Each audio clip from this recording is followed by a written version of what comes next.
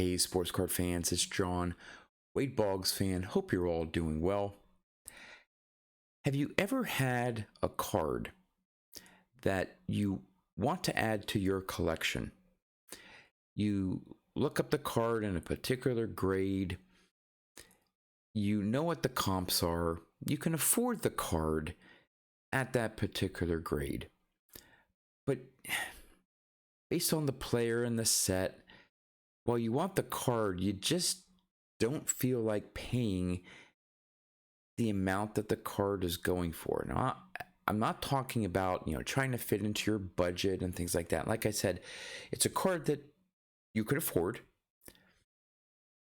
but that you just feel is maybe overpriced given the player. Nothing against the particular player, but there's just something that tells you you just don't want to pay what that card is going for in a particular grade. Well, in my particular case, and the card that I have to show off today is a Hall of Fame rookie card. I have been looking to pick up this card for probably a year now, looking at various copies. And again, it's a card that without much effort, I could afford in a particular grade that I was initially looking at.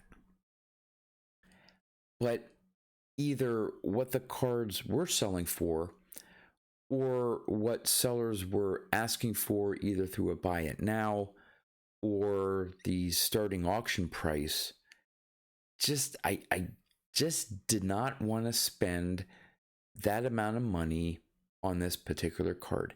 Nothing against the particular Hall of Famer.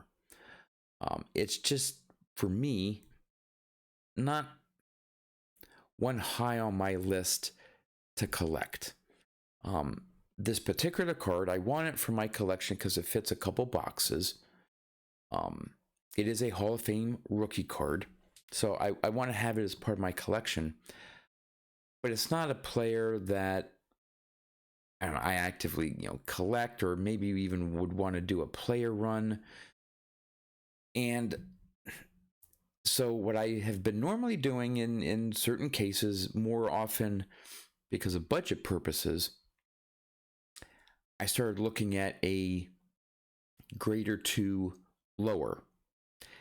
The other factor here is this card is notoriously for being off-center. It just, more often than not, the card is off-center, diamond centering, left to right, off, up the bottom, off. It's just, you can't find it. It's fairly hard to find a well-centered copy unless you start getting up into the higher grades.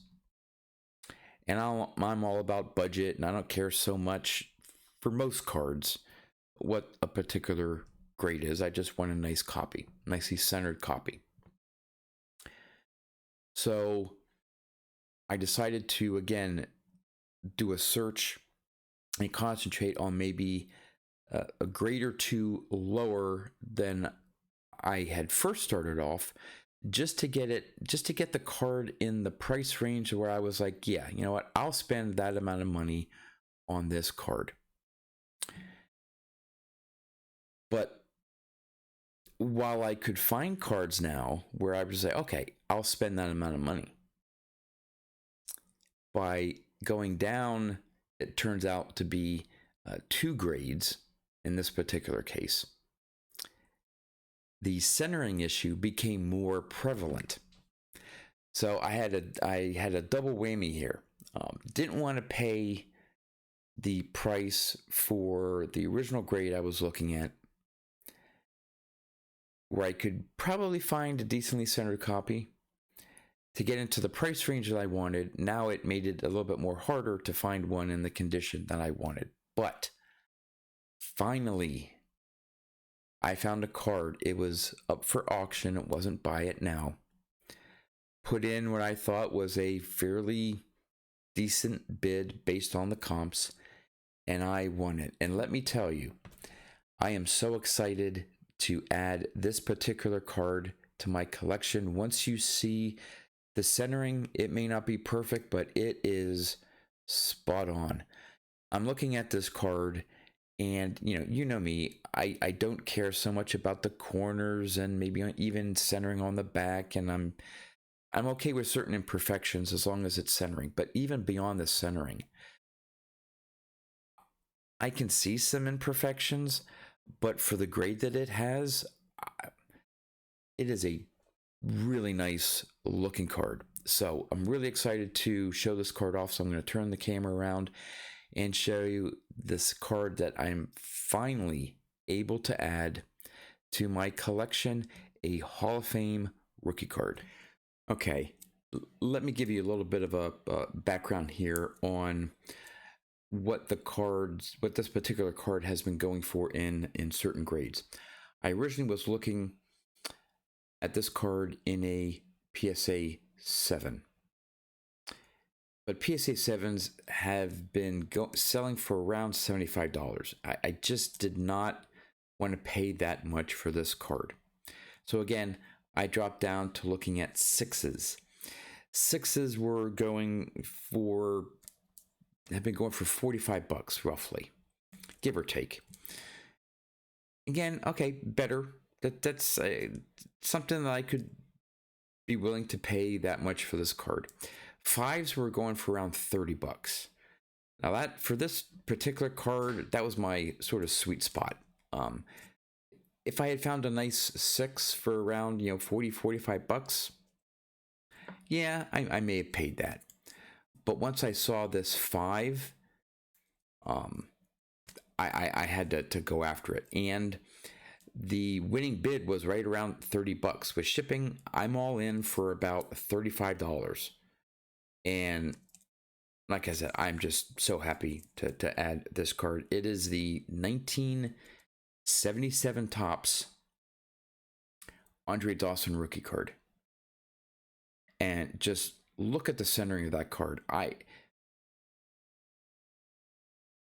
have not seen many copies, in all the copies that I've seen pop up on eBay.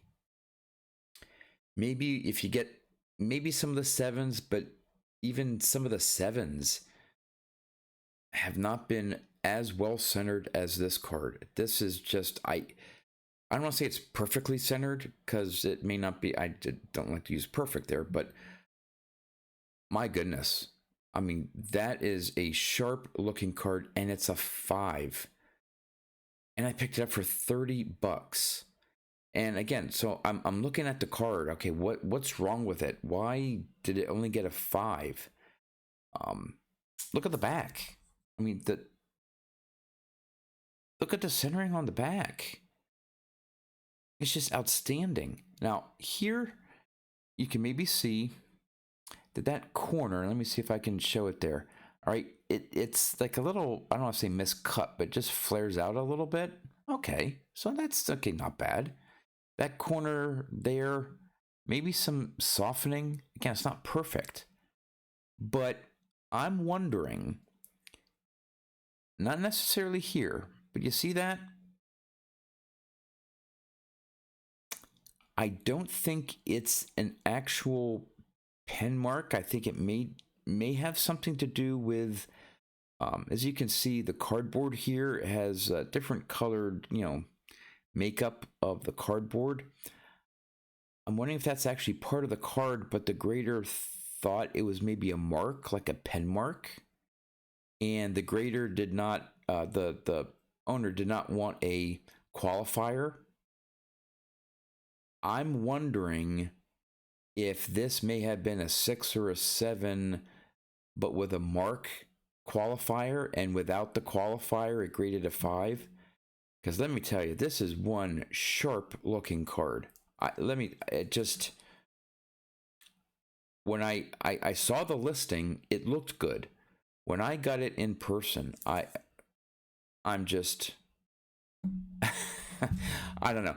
Again, I don't care that it's a 5 technical grade.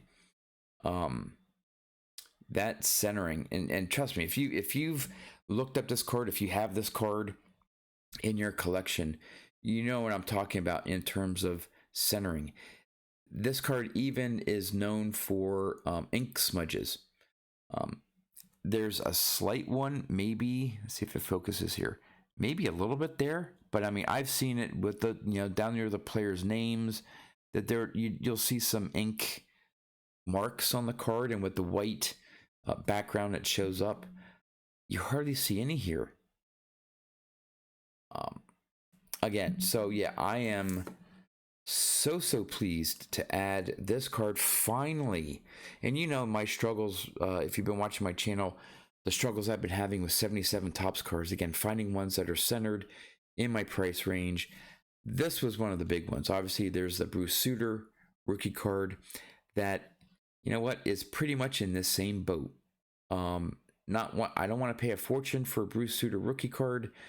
Trying to find one in a lower grade that's decently centered. That's my second really difficult card that I've been finding to try to pick up, but I think I got the big one down. Andre Dawson, again, nothing against Andre Dawson, so don't throw hate my way if you're a big Dawson fan. Obviously, he's a Hall of Famer, great player. It's just he's personally just not on my top list of players to go after.